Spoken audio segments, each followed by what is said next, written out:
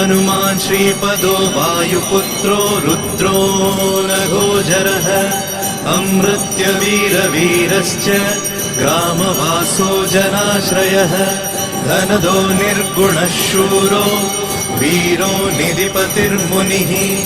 पिङ्गाक्षो वरदो वाग्मी सीताशोकविनाशकः शिवः शर्वत्परो व्यक्तो व्यक्ताव्यक्तो धराधरः पिङ्गकेशः पिङ्गरोमा श्रुतिगम्यः सनातनः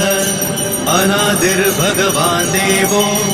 विश्वहेतुर्जनाश्रयः आरोग्यकर्ता विश्वेशो विश्वनाथो हरीश्वरः भर्गो रामो रामभक्तः कल्याणप्रकृतिस्थिरः विश्वम्भरो विश्वमूर्तिर्